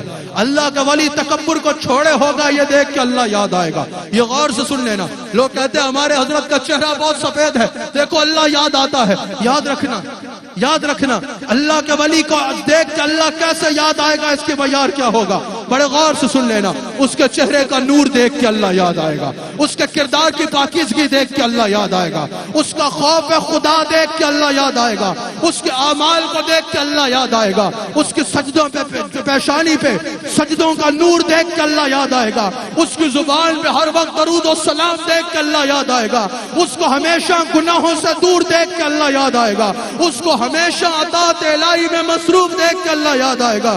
کبھی اس کی عبادت اور ریاضت سے اللہ یاد آئے گا، کبھی کبھی اس کی عاجزی و انکساری سے اللہ یاد آئے گا، کبھی اس کے اخلاق کی بلندی کو دیکھ کے اللہ یاد آئے گا، کبھی اس کے عشق الہی اور عشق رسول کی کیفیات کو دیکھ کے اللہ یاد آئے گا۔ پاک وطن عالم میں آنے والوں، کبھی اس کی معرفت الہی کو دیکھ کے اللہ یاد آئے گا، کبھی اس کی مجالس ذکر پہ بیٹھ کے اللہ یاد آئے گا، کبھی اس کے علم و حکمت کو سن کے اللہ یاد آئے گا، کبھی وہ درس قرآن دے گا تب اللہ یاد آئے گا، کبھی وہ درس حدیث دے گا تب اللہ یاد آئے گا، کبھی وہ شریعت سکھاتا نظر آئے گا تب اللہ یاد آئے گا، کبھی اس کے چہرے پہ سنت مصطفیٰ دیکھ کے اللہ یاد آئے گا، کبھی اس کے عمل میں سنت کو دیکھ کے اللہ یاد آئے گا۔ سن لو، اللہ یاد آنے کا معیار یہ ہے، جو جتنا رسول اللہ کی سنت کو تھامے ہوگا وہ اتنا اللہ کا بڑا ولی ہوگا، اور اس میں اتنی سنت دیکھ کے اللہ یاد آنے لگ پڑے گا۔ ہر معاملے میں ولایت کی بنیاد شریعت ہے۔ اگر کوئی آپ کو یہ منزل بیچتا نظر آئے نا کہ ہمارے پاس آ جاؤ، پھر تمہیں نمازیں پڑھنے کی ضرورت نہیں رہے گی، پھر تمہیں روزے رکھنے کی ضرورت نہیں رہے گی، پھر تمہیں شریعت پہ عمل کرنے کی ضرورت نہیں رہے گی، یہاں سے سب کچھ تمہیں بخشا بشایا مل جائے گا۔ یاد رکھنا، وہ خود بھی گمراہ، اس کی ماننے والے بھی گمراہ، اس کی پیروی کرنے والے بھی گمراہ، اس کے رستے پہ چلنے والے بھی گمراہ۔ اللہ کا ولی وہ ہے جو شریعت مصطفیٰ پہ استقامت سے قائم ہوتا ہے، اور جو اس کے ساتھ لگ جائے وہ اس کو بھی اس رستے پہ چلانا شروع کر دے گا۔ متکبر انسان ولی نہیں ہو سکتا، متکبر انسان اکڑ کے چلتا ہے۔ تکبر کی تعریف امام راغب اصفہانی یہ کرتے ہیں کہ تکبر یہ ہے کہ انسان اپنے آپ کو دوسروں سے بہتر جانے اور دوسروں کو اپنے مقابلے میں حقیر جانے۔ متکبر انسان سلام میں پہل نہیں کرتا، متکبر انسان ہر حال میں اپنے آپ کو دوسروں سے بہتر جانتا ہے۔ محدثین یہاں حدیث نقل کرتے ہیں صحیح مسلم کی، حضور علیہ الصلوۃ والسلام نے ارشاد فرمایا کہ تکبر جو ہے وہ حق کو جھٹلانے کا نام ہے، اور اپنے آپ کے مقابلے میں لوگوں کو حقیر جاننے کا نام ہے۔ کہا جب کوئی مسلم ہے، جب وہ جانتا ہے کہ حق یہ ہے کہ اللہ سب سے بڑا ہے، جب وہ جانتا ہے کہ اللہ ہی متکبر ہے، جب وہ یہ جانتا ہے کہ تکبر کرنا، متکبر ہونا یہ صرف اللہ کی شان ہے، تو پھر جب وہ خود تکبر کرے گا تو وہ حق کو جھٹلا رہا ہے۔ سمجھ آ رہی ہے آپ کو؟ تو کہا کہ تکبر حق کو جھٹلانے کا نام ہے، کبھی تکبر نہ کرنا۔ حضور علیہ الصلوۃ والسلام ارشاد فرماتے ہیں، ترمذی کی حدیث ہے اور یہ تصوف کا بنیادی درس ہے، میرے آقا نعمت، میرے ہادی اور رہنما، میرے مرشد گرامی حضرت امام ربانی مجدد الفسانی شیخ احمد سرہندی فاروقی نقشبندی رحمت اللہ تعالی علیہ ارشاد فرماتے ہیں، وہ فرماتے ہیں کہ کوئی کتنی بڑی سے بڑی عبادت بھی کر لے، اللہ کا قرب نہیں پا سکتا جب تک روحانی امراض میں مبتلا ہے۔ جب تک اس کو کوئی روحانی بیماری ہوگی نا، بڑی سے بڑی بھی عبادت کر لے تو مجدد الفسانی کہتے ہیں وہ اللہ کے قریب نہیں پہنچ سکتا جب تک وہ روحانی بیماری کا علاج نہیں کر لیتا۔ اور امام ربانی فرماتے ہیں، مجدد الفسانی فرماتے ہیں کہ روحانی امراض کا سب سے بہترین حل یہ ہے کہ انسان عاجزی اختیار کر لے۔ انسان عاجزی اختیار کرے گا، اس کی روحانی بیماریاں دور ہونا شروع ہو جائیں گی۔ اللہ اکبر۔ حضور علیہ السلام ارشاد فرماتے ہیں، بدترین ہے وہ شخص جو بخل و تکبر کرتا ہے اور بلند و بالا کو بھول جاتا ہے، جو یہ بھول جاتا ہے اللہ بڑا ہے اور اپنے آپ کو بڑا سمجھنا شروع کر دیتا ہے۔ حضور فرماتے ہیں وہ سب سے برا ہے جو ظلم کرتا ہے اور جبار کو بھول جاتا ہے، لوگوں پہ ظلم کرتا ہے یہ سوچ کے کہ مجھے کوئی پوچھنے والا نہیں، اور یہ بھول جاتا ہے کہ اس جبار عز و جل کے سامنے جلد پیش ہونا ہے۔ حضور فرماتے ہیں بدترین ہے وہ شخص جو غافل رہتا ہے، گناہوں میں مصروف رہتا ہے اور آنکھیں بند کر کے رکھتا ہے، اور قبرستانوں میں بڑھتی ہوئی قبروں کی تعداد کو وہ سیدھا قبروں کو بھول جاتا ہے۔ حضور علیہ السلام فرماتے ہیں اللہ والا وہ ہے جو عاجزی کرتا ہے اور اپنی آخرت کی گویا کہ اس حدیث کا مفہوم یہ ہے کہ فکر کرتا ہے۔ حضور علیہ السلام ارشاد فرماتے ہیں، ترمذی میں یہ حدیث موجود ہے، حضور فرماتے ہیں تکبر کرنے والوں کو قیامت کے دن چونٹیوں کی صورت میں اٹھایا جائے گا۔ حضور فرماتے ہیں جہنم کے بولس نامی قید خانے میں ان کو داخل کیا جائے گا۔ حضور فرماتے ہیں ان پر ذلت چھائی ہوگی۔ حضور فرماتے ہیں لوگ ان کو پیروں تلے رونتے چلے جائیں گے۔ حضور فرماتے ہیں اہل جنت کی اہل جہنم کی پیپ ان تکبر کرنے والوں کو پلائی جائے گی۔ اندازہ کر لو کتنا برا مقام ہے تکبر کرنے والوں کا۔ میں جس طرح میری عادت ہے وقت سے پہلے بات کو ختم کرنا، 10 منٹ میں اپنی گفتگو کو ختم کرنا ہے، مجھے بھرپور آپ کی توجہ درکار ہے، بھرپور توجہ آپ کی درکار ہے۔ نہ داد درکار ہوتی ہے، مجھے لوگ جانتے ہیں، نہ امداد درکار ہوتی ہے، مجھے توجہ درکار ہوتی ہے تاکہ لوگ اپنے عقائد کی اور اپنے اعمال کی اگر میں بھی اصلاح کر لوں اور لوگ بھی اصلاح کر لیں تو ہمارے لیے دنیا و آخرت میں بھلائی کا باعث ہوگا۔ اللہ تعالیٰ مجھے بھی اور آپ کو بھی عمل کی توفیق عطا فرمائے۔ بھرپور توجہ رکھیے گا۔ یہاں پر امام غزالی رحمہ اللہ 7 اسباب نقل کرتے ہیں تکبر کے آنے کے۔ اور کہتے ہیں کہ اگر صوفی بننا چاہتے ہو تو تکبر سے بچنا ہوگا. اور حضرت امام غزالی رحمت اللہ علیہ فرماتے ہیں, مجھے آپ کی بھرپور توجہ درکار ہے, یہاں بیٹھے ہوں یا پوری دنیا میں سن رہے ہوں کیو ٹی وی پہ. حضرت امام غزالی فرماتے ہیں کہ 7 بہترین چیزیں ایسی ہیں جو انسان کی ہلاکت کا باعث بن جاتی ہیں تکبر کی وجہ سے. 7 ایسی چیزیں جو بہترین ہیں, جو عمل انسان کر رہا ہوتا ہے وہ ضائع ہو کے انسان کی دائمی ہلاکت کا باعث بن جاتا ہے تکبر کی وجہ سے. اللہ اکبر. فرمایا ایک علم کا تکبر ہے. علم ویسے نور ہے, اگر علم دین کو حاصل کرے تو حضور فرماتے ہیں کہ جو علم کے رستے پہ چلتا ہے اللہ جنت کا رستہ اس کے لیے آسان کر دیتا ہے. یہ جو مدرسوں میں طلباء پڑھتے ہیں, اگر وہ یہ بیان سن رہے ہیں, یقیناً سن رہے ہوں گے اور سنیں گے, تو وہ سنیں. حضور فرماتے ہیں کہ اگر کوئی مدرسے پڑھنے کی خاطر, علم دین پڑھنے کی خاطر گھر سے نکلتا ہے, اپنے مدرسے اپنے مکتب تک جاتا ہے, اس کے گھر سے لے کے اس کے مکتب تک فرشتے اپنے پروں کو بچھائے ہوتے ہیں. حضور فرماتے ہیں قیامت کے دن علماء کے علم کی سیاہی کو ایک طرف رکھا جائے گا اور شہداء کے خون کو ایک طرف رکھا جائے گا. حضور فرماتے ہیں علماء کے قلم کی سیاہی جو ہے وہ شہداء کے خون کے غالب آ جائے گی, شہداء کے خون پہ غالب آ جائے گی علماء کے علم کی سیاہی. یہ مقام ہے علم حاصل کرنے والا کا. لیکن اگر اسی علم میں تکبر آ جائے تو حضور فرماتے ہیں, معجم الکبیر میں یہ حدیث موجود ہے, حضور فرماتے ہیں علم کی آفت تکبر ہے. اگر علم عاجزی میں پڑھو گے تو وہ نور بن جائے گا. العلماء ورثۃ الانبیاء, علماء کو انبیاء کا وارث بنا دے گا. لیکن اگر اسی علم کو پڑھ کر تکبر آ گیا تو وہ تمہاری دائمی ہلاکت کا باعث بن جائے گا. علم کی وجہ سے تکبر نہ آئے. حضرت فاروق اعظم فرماتے ہیں لوگوں متکبر عالم نہ بننا کہ تمہارا علم تمہاری جہالت کے برابر ہو جائے. آپ فرماتے ہیں اس علم کی اچھی جہالت ہے جو علم تمہیں تکبر میں مبتلا کر دے یا متکبر بنا دے. حضرت حذیفہ رضی اللہ تعالیٰ عنہ احیاء العلوم میں نقل کرتے ہیں امام غزالی, حضرت حذیفہ نے ایک دفعہ نماز پڑھائی, سلام پڑھا, کہا لوگوں اگلی نماز سے کوئی اور امام ڈھونڈ لو. کہا حضرت یہاں آپ سے بہتر امام کون ہو سکتا ہے؟ آپ نے فرمایا نہیں, میں امامت نہیں کرانا چاہتا, کہیں ایسا نہ ہو کہ میرے دل میں یہ خیال آ جائے کہ میں یہاں سب سے بہتر ہوں اس لیے مصلی امامت پہ کھڑا کیا گیا ہوں. جو جتنا علم پڑھتا جائے گا اس میں اتنی عاجزی آتی چلی جائے گی. یاد رکھنا علم جو ہے وہ انسان کو ہمیشہ عاجزی کی طرف لے کے جاتا ہے. پھر عبادت کا تکبر, اعمال کا تکبر. شیطان نے بھی جو تکبر کیا وہ حسب پہ اور عبادت پہ تکبر تھا نا, وہ اس کا مروا گیا. عبادت کا تکبر انسان کو مروا دیتا ہے. مسلم میں حدیث موجود ہے, حضور فرماتے ہیں اگر تم کسی کو کہتے سنو کہ لوگ برباد ہو گئے, لوگ ہلاک ہو گئے, تو سمجھ جاؤ اصل میں برباد وہ خود ہوا ہے, کیونکہ وہ اپنے آپ کو بہتر جان رہا ہے اور لوگوں کو حقیر جان رہا ہے. عبادت کا تکبر عبادت کو ضائع کر دیتا ہے. اچھا کتنی سمجھنے والی بات ہے, اگر کوئی شخص عبادت کرتا ہو اور اس کی عبادت کو دیکھ کر کوئی اس سے محبت کرے تو وہ جنتی ہو جائے گا جو اللہ کی عبادت کرنے والے سے پیار کر رہا ہے. آپ سمجھ رہے ہیں, یہ بڑا سمجھنے والی بات ہے. اگر کوئی روزانہ ساری رات سجدے میں گزار دیتا ہے اور کوئی دیکھتا ہے کہ یہ اگر علامہ فیصل ساری رات سجدے کرتے ہیں اور میں دیکھوں کہ علامہ فیصل ساری رات سجدے میں گزار دیتے ہیں, یہ دیکھ کے میں علامہ فیصل سے محبت کرنے لگ پڑوں, اللہ مجھے بھی جنتی بنا دے گا. اور اس کے بعد علامہ فیصل, چلو ان کے بارے میں ایسا گمان نہیں ہے, یہ مثال میں واپس لیتا ہوں, اس کے بعد وہ سجدے کرنے والا ساجد اگر اپنے سجدوں کی وجہ سے تکبر میں مبتلا ہو جائے, محبت کرنے والا جنت میں چلا جائے گا اور تکبر کرنے والا جس کی وجہ سے یہ جنت میں جا رہا ہے اس کا عمل ضائع ہو جائے گا. کبھی علم اور عبادت پہ تکبر نہ کرو. ایک ذکر کیا نا کہ ایک عالم تھا, ایک عبادت گزار تھا, اس کو امام ابن حجر نے بھی نقل کیا اور امام غزالی بھی نقل کرتے ہیں کہ ایک عبادت گزار انسان تھا, اس کے پاس ایک گناہگار آ کے بیٹھ گیا اس نیت سے کہ اس کی وجہ سے میری بھی بخشش ہو جائے. اس عبادت گزار نے جب گناہگار کو پاس بیٹھے دیکھا تو کہا کہ اٹھ کے دور ہو جا میرے سے, کہیں تیرے گناہوں کی وجہ سے میری عبادتیں ضائع نہ ہو جائیں.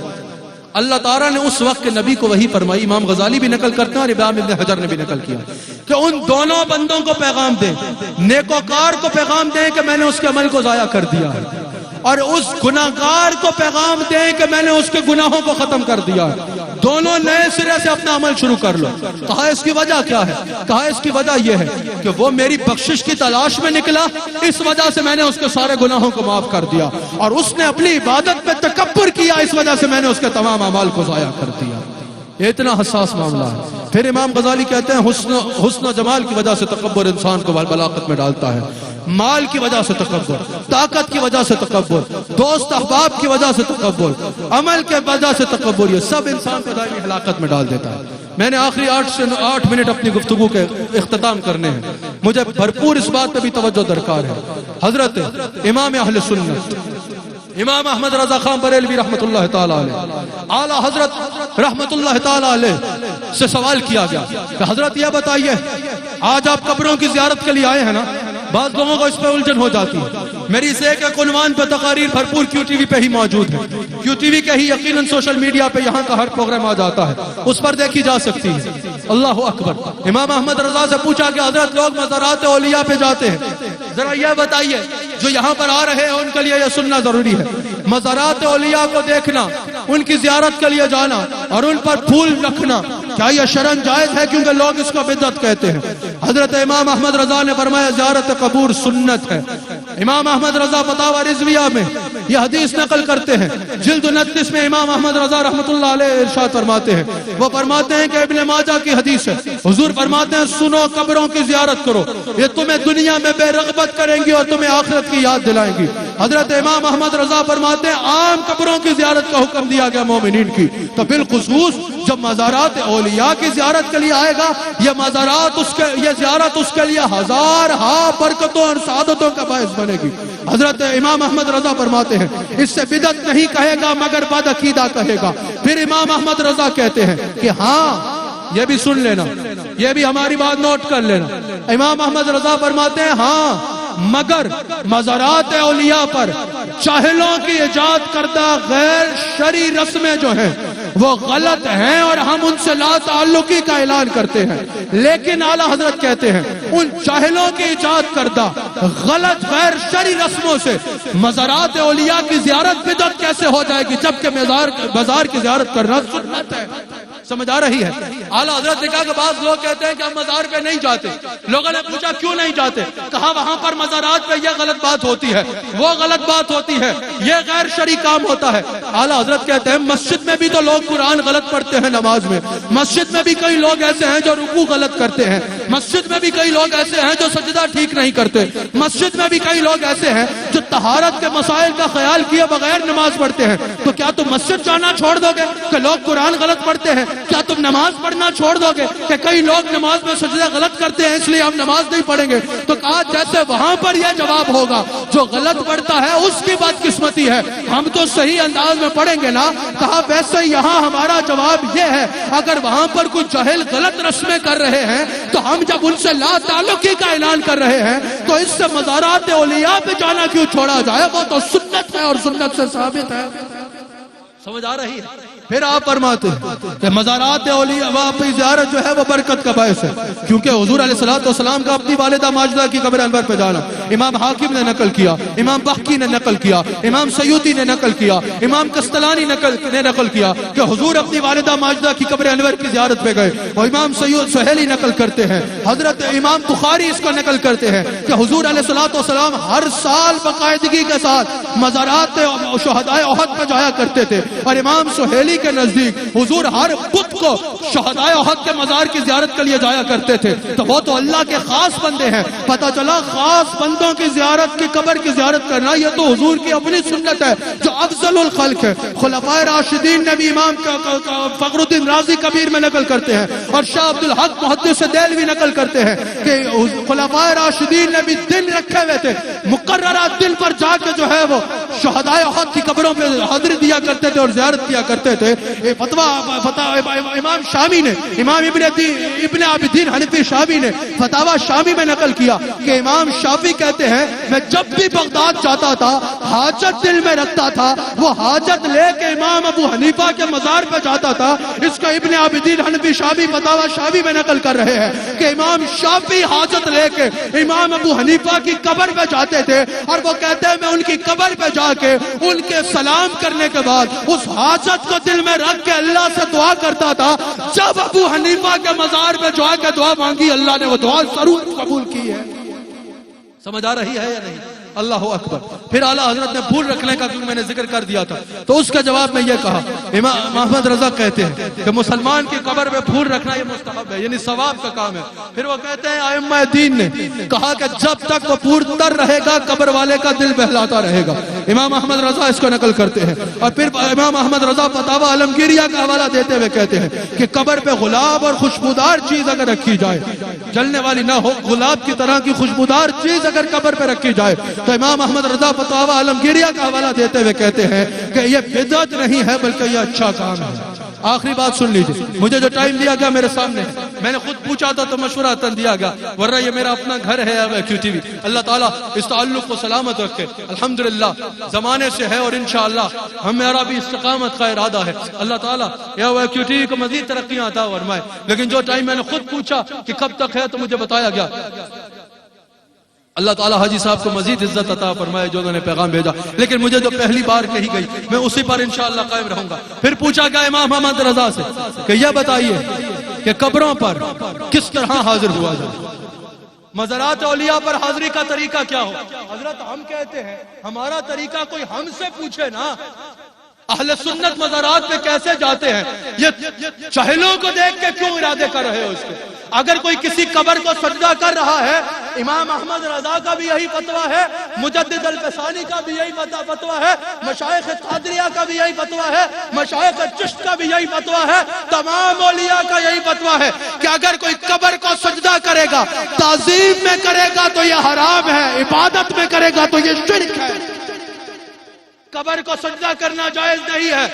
بابا فرید تو بابا فرید ہے, داتا صاحب تو داتا صاحب ہے, خواجہ عبد الکریم تو وہ ہے. اگر کوئی رسول اللہ صلی اللہ علیہ وآلہ وسلم کی قبر کو بھی سجدہ کرے گا تو شریعت محمدی میں یہ ناجائز ہے, یہ جائز نہیں ہوگا. اللہ کے سوا کسی کو بھی سجدہ تعظیم جو ہے وہ حرام ہے اور سجدہ عبادت شرک ہے. جب ہم کہہ رہے ہیں کہ وہ ہمارا نہیں ہے جو قبروں کو سجدہ کرتا ہے, تو ہمارے جاہلوں کو دیکھ کے ہم پہ قیاس نہ کرو, ہمارے عالموں کو دیکھ کے ہم پہ قیاس کرو. سمجھ آ رہی ہے؟ بڑے غور سے بات کو سن لیجئے. کہا کہ قبروں پہ کیسے جانا, ہم سے سن لو کیسے جانا ہے, 1 منٹ میں پھر بتاؤ اس میں غلط کیا ہے. امام احمد رضا کہتے ہیں کہ مزار پہ جاؤ, آہستہ آواز میں کہو السلام علیکہ یا سیدی. جس طرح یہاں ہو تو کہو السلام علیکہ یا سیدی فرید الدین ورحمت اللہ وبرکاتہ. اور پھر کیا کرو, پھر قرآن کی تلاوت کرنے لگتا. پھر امام احمد رضا کہتے ہیں ذرا سنو, اگر پوری دنیا میں کسی کو شک ہے کہ مزار پہ جانا ناجائز ہے تو ذرا ایک بار سنیں, پھر بتائے اس میں کس چیز پہ اس کو شک لگ رہا. پھر اعلیٰ حضرت کہتے ہیں بزرگ کے لیے فاتحہ پڑھو. پھر اعلیٰ حضرت کہتے ہیں قرآن کی تلاوت کرو. پھر اعلیٰ حضرت کہتے ہیں بیٹھ کے درود و سلام پڑھو. پھر وہ کہتے ہیں اللہ کی بارگاہ میں دعا کرو. صاحب قبر سے دعا نہ کرو, کس سے دعا کرو, اللہ سے دعا کرو اور کہو یا اللہ یہ جو میں نے قرات کی اس کا ثواب میرے عمل کے مطابق نہیں, اپنی بخشش کے مطابق عطا فرما, اپنی شان کے مطابق عطا فرما. پھر اس صاحب مزار, جس مزار مقبول بندے کے مزار پہ میں حاضر ہوں, اس کو میری طرف سے اس کی طرف ہدیہ پہنچا دے. پھر اعلیٰ حضرت کہتے ہیں اس صاحب مزار کی روح کو اللہ کی بارگاہ میں وسیلہ بناؤ, اس کے نیک اعمال کو وسیلہ بناؤ, اس کی مقبولیت کو اللہ کی بارگاہ میں جو ہے وسیلہ بناؤ. اور پھر اللہ سے صاحب مزار کے وسیلے سے دعا کرو. جب دعا کمپلیٹ کر لو تو ادب سے سلام کرو اور واپس چلے جاؤ. کوئی چیز ہے جو سمجھ میں نہ آ سکے, کوئی چیز ہے جو ذرا بھی شک ہو رہا ہو, یہ طریقہ ہے اہل سنت کا مزارات اولیاء پہ آنے کا. اللہ تعالی ہمیں ثابت قدم رہ کے عقیدہ اہل سنت پہ قائم رہنے کی توفیق عطا فرمائے. پھر اعلیٰ حضرت کہتے ہیں اگر تم یہ پوچھو کہ اولیاء کا وسیلہ جائز ہے یا نہیں ہے, کہا کہ وسیلہ شرک نہیں ہے, کیونکہ وسیلہ مخلوق کی شان ہے, اللہ کی شان نہیں ہے. وسیلہ منزل نہیں ہے, منزل تک پہنچنے کا ذریعہ ہے. چھوٹے کو ذریعہ بنانا ہے بڑے تک پہنچنے کے لیے. کہا اللہ منزل ہے, منزل تک پہنچنے کا ذریعہ کے طور پہ ہم اللہ کو نہیں لیتے, ہم اللہ کو منزل لیتے ہیں. اگر اس سے کچھ مانگنا ہو تو اس کو وسیلہ بنانے کی ضرورت نہیں, وہ کل کہہ کے کر دیتا ہے. ہم وسیلوں کو بناتے ہیں اللہ تک پہنچنے کے لیے. سمجھ آ گئی؟ تو کہا وسیلہ منزل تک پہنچنے کا ذریعہ ہے اور اللہ منزل ہے. کہا وسیلہ اللہ تک پہنچنے کے لیے بنایا جائے گا, اللہ کی یہ شان نہیں کہ اللہ کو کسی کے آگے وسیلہ بنایا جائے. پھر اعلیٰ حضرت یہ حدیث نقل کرتے ہیں کہ ایک شخص حضور کی بارگاہ میں حاضر ہوئے, ایک عرابی, اور عرض کہ یا رسول اللہ ہم اللہ کی بارگاہ میں آپ کو وسیلہ بناتے ہیں اور اللہ کو آپ کی بارگاہ میں وسیلہ بناتے ہیں. کہا حضور پر یہ بات سخت گراں گزری. حضور نے فرمایا سبحان اللہ, سبحان اللہ سبحان اللہ، اللہ اس سے پاک ہے۔ پھر اعلیٰ حضرت ترجمہ کرتے ہیں کہ حضور نے فرمایا ارے نادان، اللہ کو کسی کی بارگاہ میں شفیع نہیں بنایا جائے گا، کیونکہ اللہ اس سے بہت بڑا ہے، وہ بہت اونچی شان والا ہے۔ اللہ تعالیٰ اس مجلس کو اپنی بارگاہ میں قبول فرما لے، اللہ تعالیٰ اس محفل کو اپنی بارگاہ میں قبول فرما لے۔ 1 منٹ میں اور لیتا ہوں، ٹائم ابھی مجھے ہوا، 1 منٹ میں اور لے لیتا ہوں۔ اب یہاں پر بعض لوگ سوال کرتے ہیں، جو میں نے کہا نا بزرگان دین کے مزارات میں جو غلط رسوم ہے ان کا ہمارے اکابر نے رد کیا ہے۔ پھر وہ یہ کہتے ہیں کہ ایک طرف تم کہتے ہو کہ اللہ کے ولی با اختیار ہوتے ہیں، اگر ہم یہاں سے کہیں یا شیخ عبد القادر جیلانی شیئا للہ، تو اللہ تعالیٰ نے ان کو اختیار دے رکھا ہے۔ اس میں کوئی شک نہیں ہے، ہمارا عقیدہ ہے کہ وہ اللہ کی مدد سے مدد کر سکتے ہیں، وہ اللہ کے دیے گئے اذن سے مدد کر سکتے ہیں، وہ اللہ کی دی گئی اجازت سے مدد کر سکتے ہیں، وہ اللہ کی عطا کردہ توفیق سے مدد کر سکتے ہیں۔ وہ کہتے ہیں کہ اگر یہ اتنے ہی با اختیار ہیں، سن رہے ہو، تو پھر یہ جو اللہ والوں کے مزار میں غیر شرعی رسمیں ہوتی ہیں وہ ان کو روک کیوں نہیں سکتے؟ اعلیٰ حضرت کہتے ہیں یہ بہودہ دلیل باطل ہے۔ اعلیٰ حضرت کہتے ہیں یہ بہودہ دلیل ہے اور یہ باطل ہے۔